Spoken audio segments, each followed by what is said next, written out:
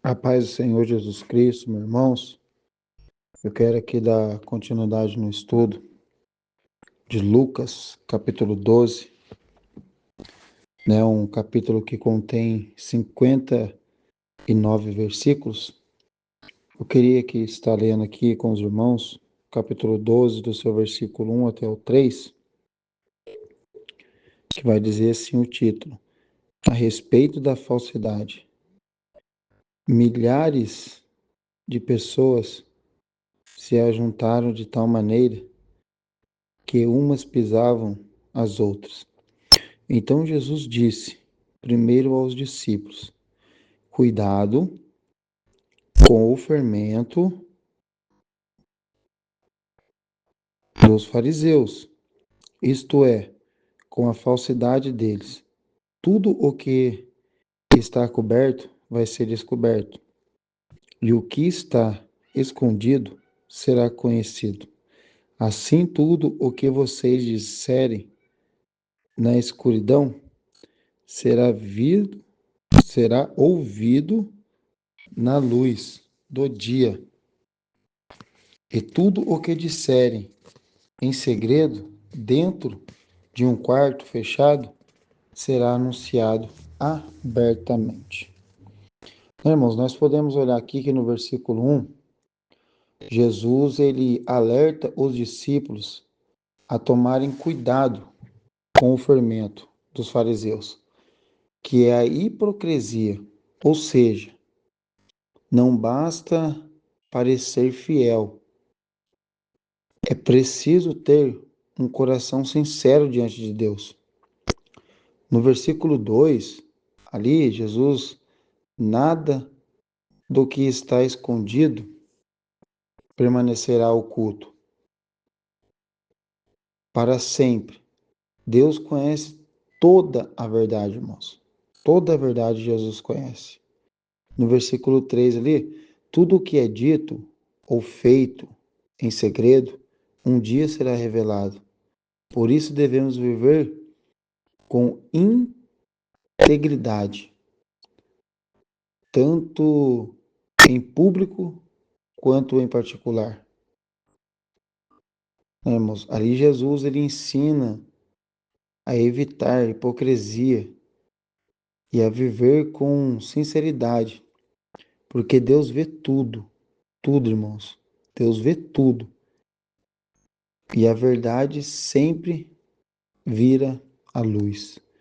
Não adianta a gente querer esconder ou querer fingir que Deus não está vendo, porque Deus vê tudo, irmão.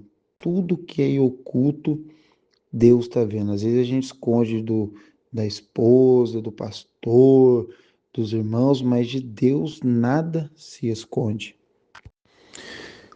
Irmãos, aqui do versículo 4 ao versículo 7, a palavra de Deus, o título vai dizer assim, ó, de quem devemos ter medo.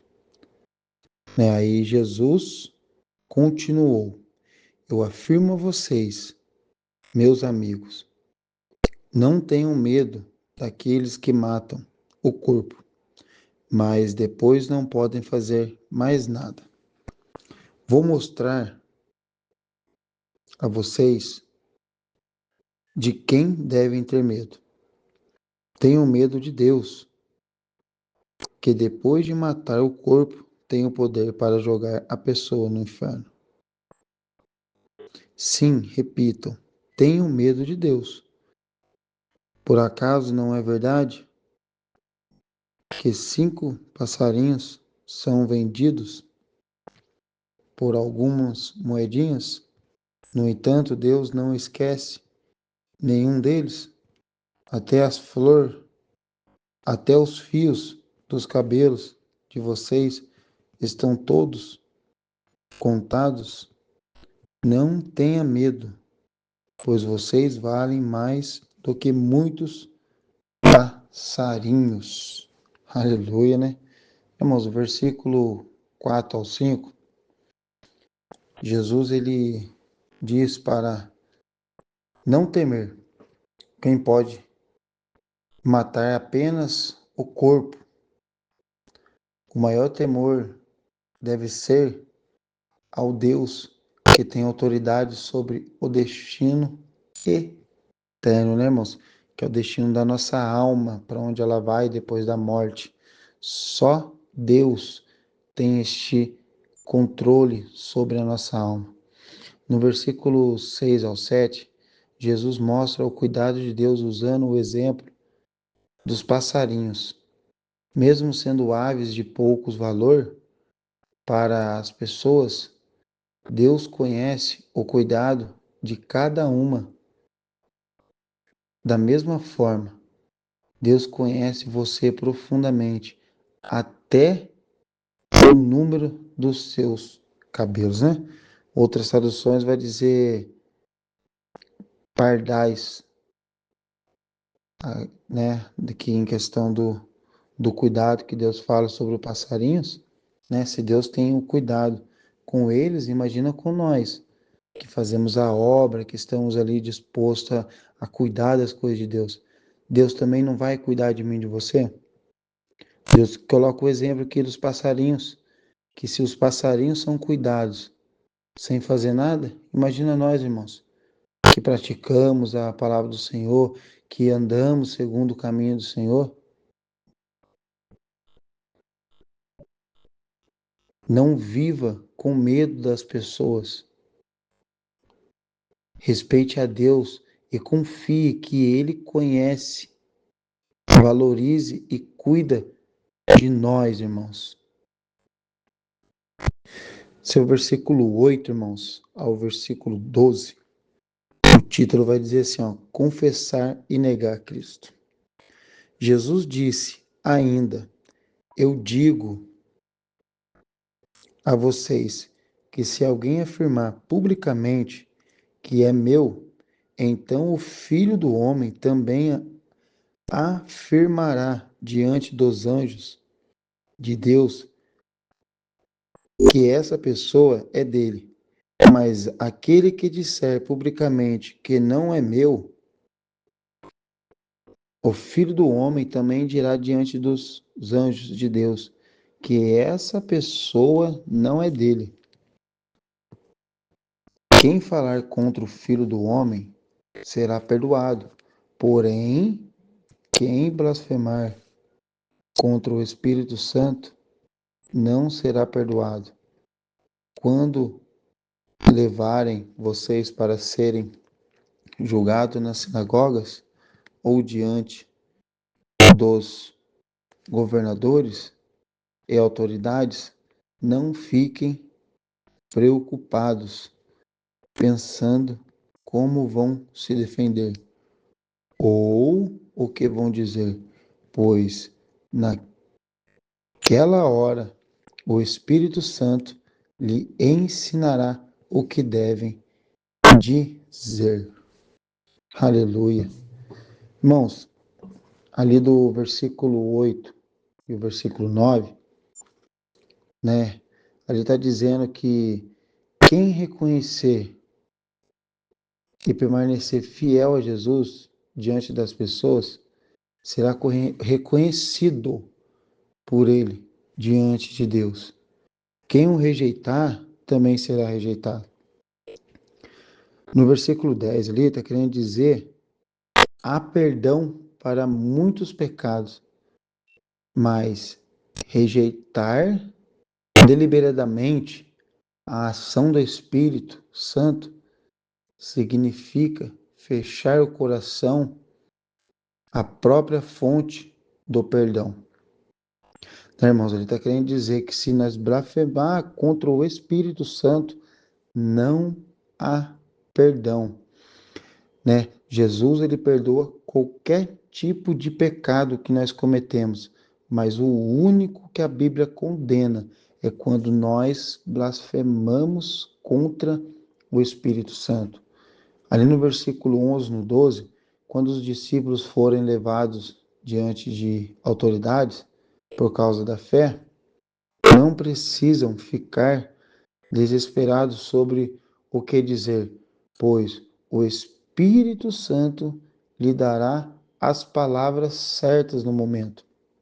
Né, irmãos? O que aqui no versículo 11 e 12 está dizendo? Que quando nós andamos né, ligado com Deus, tem situações que nós não precisamos se preocupar, porque o próprio Espírito Santo revelará qual deve ser aquilo que nós devemos falar, né? O Espírito Santo se encarregará disso. Ele nos ensinará o que dizer no momento. Aqui do versículo 13 ao versículo 21, o título vai dizer assim, ó, o rico sem juízo. Um homem que estava no meio da multidão disse a Jesus: Mestre, mande o meu irmão repartir comigo a herança que o nosso pai nos deixou. Jesus disse: Homem, quem me deu o direito de julgar ou de repartir propriedades entre vocês? E continuou dizendo: A todos prestem atenção, tenham cuidado com todo tipo de avareza, porque a verdadeira vida de uma pessoa não depende das coisas que ela tem, mesmo que sejam muitas. Então Jesus continuou a seguinte parábola: as terras de um homem rico deram uma grande colheita. Então ele começou a pensar: eu não tenho lugar para guardar toda esta colheita. O que é que eu vou fazer? Ah, já sei. Disse para si mesmo: vou derrubar os meus depósitos de cereais e construir outros maiores ainda neles, outro maior ainda. Neles guardarei todas as minhas colheitas, junto com tudo o que tenho. Então direi a mim mesmo: homem feliz, você tem tudo de bom que precisa para muitos anos. Agora descanse, coma, beba e alegre-se. Mas Deus lhe disse: seu tolo, esta noite você vai morrer. Aí quem ficará com tudo o que você guardou? Jesus continuou: isso é o que acontece com aquele que juntam riquezas para si mesmo, mas para Deus não são ricos. Aleluia, né, irmãos? Aqui do versículo 13 ao versículo 15, né, irmãos? Tem um homem pede que Jesus ele resolva uma disputa por uma herança. E Jesus responde ele que sua missão não é dividir bens e alerta, né? Jesus fala assim, ó, tenham cuidado com a ganância, porque a vida de uma pessoa não consiste na quantidade dos seus bens. Ali do versículo 16 ao 20, Jesus, né, conta a história de um homem muito rico que teve uma grande colheita. Ele decide construir celeiros maiores para guardar tudo e viver tranquilo por muitos anos.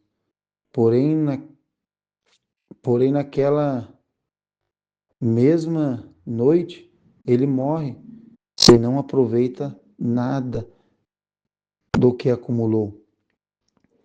O que adianta, irmãos, muitas das vezes nós juntar tesouros aqui na terra, sendo que o maior lugar que a gente devemos guardar o nosso tesouro é do céu, aonde a traça e a ferrugem não pode comer, não pode destruir. Muitas das vezes nós se importamos com tantas das coisas da terra e esquecemos de priorizar as coisas do reino de Deus sobre nossas vidas. Aqui do versículo 22, irmãos, o título, vai dizer assim, confiança em Deus. Do versículo 22 até o 31 aqui, vai dizer assim, então, Jesus disse aos seus discípulos, é por isso que eu digo a vocês, não se preocupem com a comida que precisam para viver, nem com a roupa que precisam para se vestir, pois a vida é mais importante do que a comida? O corpo é mais importante do que as roupas? Vejam, os corvos não semeiam, não colhem, não têm despensas, nem depósitos, mas Deus dá de comer a eles. Será que vocês não valem muito mais do que os pássaros? Qual de vocês podem em, compridar a sua vida, por mais que se preocupem com isso? Portanto, se vocês não podem conseguir uma coisa assim, tão pequena, por que se preocupam com as outras? Vejam como crescem as flores do campo. Elas não trabalham, nem fazem roupas para si mesmas. Mas eu afirmo a vocês que nem mesmo Salomão, sendo tão rico, usava roupas tão bonitas como uma dessas flores. É Deus quem veste a erva do campo, que hoje está aqui e amanhã desaparece, queimado no forno. Então é claro que ele vestirá também vocês, que têm uma fé tão pequena. Portanto, não fiquem aflitos, procurando sempre o que comer ou o que beber, pois os pagãos deste mundo é que estão sempre procurando todas essas coisas. O Pai de vocês sabe que vocês precisam de tudo isso. Portanto, ponha em primeiro lugar na sua vida o reino de Deus, e Deus lhe dará todas estas coisas. Aleluia, irmãos. Louvado seja, o nosso Deus Todo-Poderoso. Irmãos, do versículo 22 ao 26, Jesus ensina a não viver ansioso por comida, roupa ou necessidade do dia a dia. Deus conhece o que precisamos. No versículo 27 e 28, as flores não trabalham, não se vestem, mas Deus as veste com beleza. Se Ele cuida delas, cuidará muito mais das pessoas. Imagina, irmãos, Deus faz tudo isso por aquelas flores, plantas que vivem, no jardim, na natureza. Imagina a gente que estamos ali servindo a Deus, que estamos fazendo as coisas para Deus. Deus não fará mais para nós? Deus sabe, irmãos, do que tudo que a gente precisa. No versículo 29 ao 30, não devemos viver obcecado com o que comer ou beber, com o que beber, como quem não conhece a Deus, né? Não podemos, irmãos, ficar ali obcecado com as coisas de comer ou beber, né? Porque a gente conhece o Deus que a gente serve. No versículo 31, a prioridade deve ser buscar o reino de Deus e viver conforme a sua vontade. As demais necessidades serão supridas por Deus, né? Ali Deus fala, né?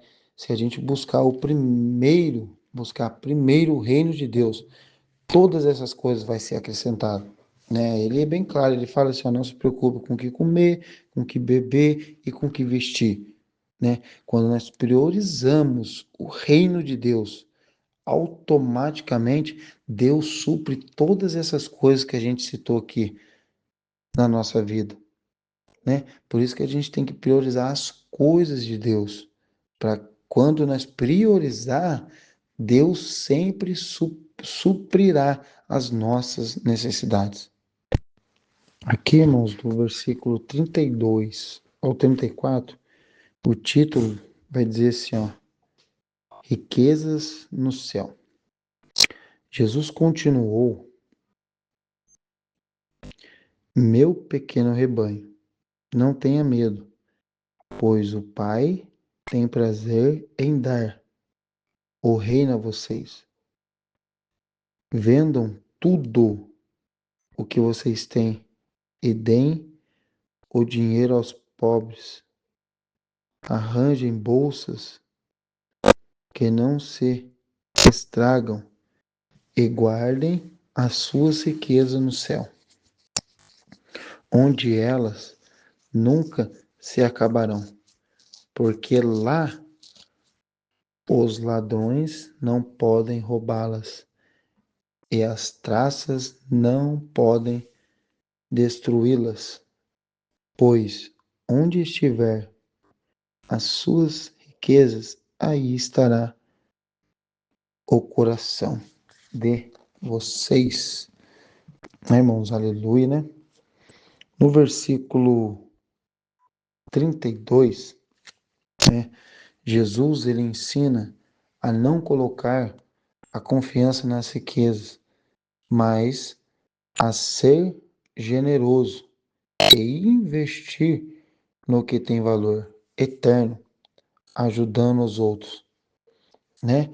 A gente sabermos ajudar o próximo, né? A gente colocar o nosso coração nas coisas eternas, nas coisas do reino de Deus, né? No versículo 34, Jesus conclui que onde está o nosso tesouro, ali também estará o nosso coração, ou seja, aquilo que mais valorizamos revela o que realmente domina a nossa vida, né? E o que que a gente prioriza? Será que nós priorizamos a palavra de Deus? Aqui Deus quer nos ensinar isso, irmãos, que a maior prioridade é a gente priorizar a palavra, oração, jejum, né? Que é através dessas coisas que nós buscamos o reino de Deus, colocamos o reino de Deus em primeiro lugar, né? E Jesus, ele fala que nós devemos buscar em primeiro o reino. E aonde está o nosso coração, né? Aqui fala que onde estiver o teu coração, né? Se está na riqueza, se está nas coisas do mundo, nos bens materiais, né? A gente deixa de buscar o reino de Deus por essas coisas. Mas se e Deus aqui ele ensina que essas coisas são passageiras e nós devemos buscar as coisas celestiais. Irmãos, aqui do versículo 35 ao versículo 40, o título vai dizer assim, ó, os empregados alertas. E Jesus disse ainda: fiquem preparados para tudo, estejam como a roupa bem presa, com o cinto e conservem as lamparinas acessas, acessas. Sejam como os empregados que esperam pelo patrão, que vai voltar da festa de casamento. Logo que ele bate na porta, os empregados vão abrir. Felizes aqueles empregados que o patrão encontra acordados e preparados. Eu afirmo a vocês que isso é verdade. O próprio patrão se preparar para servi-los. Mandará que se sentem à mesa e ele mesmo os servirá. Eles serão felizes se o patrão os encontrar alertas, mesmo que chegue à meia-noite ou até mais tarde. Lembre disto: se o dono da casa soubesse a que a hora o ladrão viria, não o deixaria arrombar a sua casa. Vocês também fiquem alerta, porque o Filho do Homem vai chegar quando não estiverem esperando. Aleluia, né, irmãos? Glória a Deus. Irmãos, do versículo 35 ao 36, Jesus disse para viver em prontidão, como servos esperando o dono voltar de uma festa. Irmãos, aqui nada mais é algo simbólico que aqui vai nos ensinar nós, né, servos de Deus, que nós viemos sempre estar em prontidão, né, esperando o dono voltar. Quem é o dono? Jesus, irmãos. Que nós já viemos estar sempre preparados para a volta de Jesus. No versículo 37 e 38, quem for encontrado fiel e vigilante será recompensado por Deus, né? Que explica, né? Que a gente sempre tem que estar, irmãos, sempre, ó, vigilante, porque quando será, né, a volta de Jesus, ninguém sabemos, né? Para que nós podemos ser recompensados por Deus, né? Ali no versículo 39, assim como ninguém sabe quando um ladrão virá, também não sabemos quando Cristo voltará. Ali no versículo 40 também, né, quer dizer que o ensinamento principal é estejam sempre preparados, porque o Filho do Homem virá numa hora inesperada, né, irmãos? Que nós temos que estar sempre preparados, que ali nós não sabemos a hora que Jesus irá voltar, o momento que Jesus irá voltar. E quando ele voltar, que ele venha pegar eu e você preparado. Ali, né, estes versículos estão nos ensinando isso, né, para que quando Jesus voltar, como ele vai nos encontrar? Será que nós vamos estar preparados para recebê-los, para ele buscar-nos para ir para a eternidade com ele? Irmãos, aqui do versículo 41 ao 48, vai dizer assim, ó, o prefácio do título vai dizer, ó, o empregado fiel e o empregado infiel. Então, Pedro perguntou, Senhor, essa parábola é só para nós ou é para todos? O Senhor respondeu, quem é? Então o empregado fiel, inteligente, é aquele que o patrão encarrega de tomar conta da casa e de dar comida na hora certa aos outros empregados. Feliz aquele empregado que estiver fazendo isso quando o patrão chegar. Eu afirmo a vocês que, de fato, o patrão vai colocá-lo como encarregado de toda a sua propriedade. Mas imagine o que acontecerá se aquele empregado pensar que o seu patrão está demorando muito para voltar. E imagine que esse empregado comece a bater nos outros empregados e empregadas, e a comer e a beber até ficar bêbado. Então o patrão voltará no dia em que o empregado menos espera e na hora que ele não sabe. Aí o patrão mandará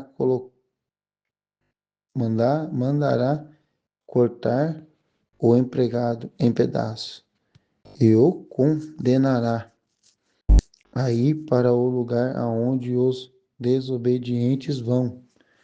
O empregado que sabe qual é a vontade do patrão, mas não se prepara e não faz o que ele quer, será castigado com muitas chicotadas.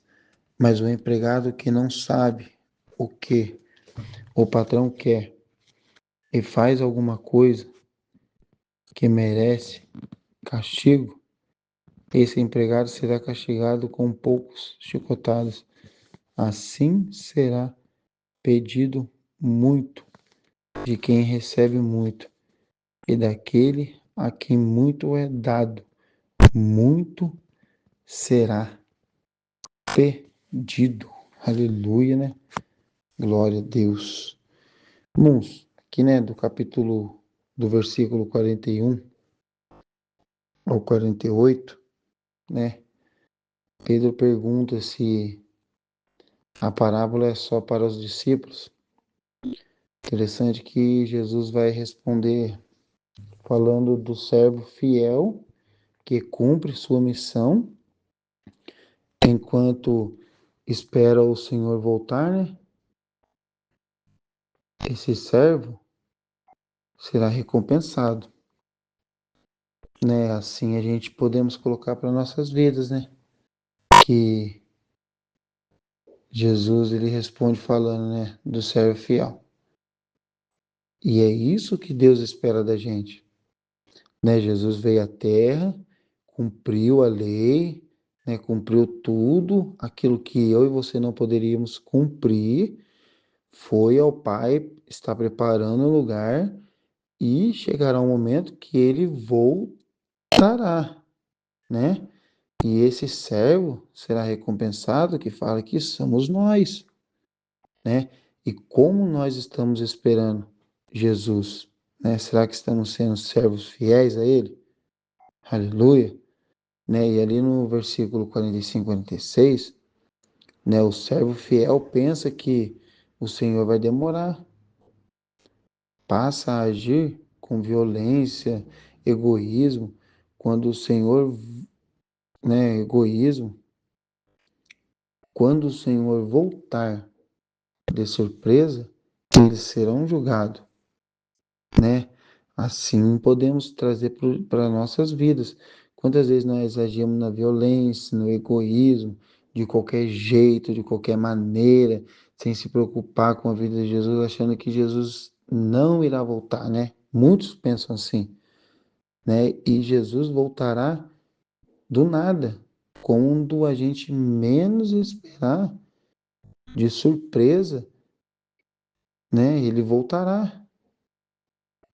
E ele, né, o servo ali que age desse jeito, violência, no egoísmo, será julgado por Deus. Então nós seremos julgados pelos nossos atos, irmãos. Aleluia. E no versículo 47 e 48, quem conhece a vontade de Deus e não pratica, irmãos, recebe maior responsabilidade. Quem conhece menos também responde por seus atos, mas de acordo com o que sabia. Irmãos, olha para você ver que interessante, irmão.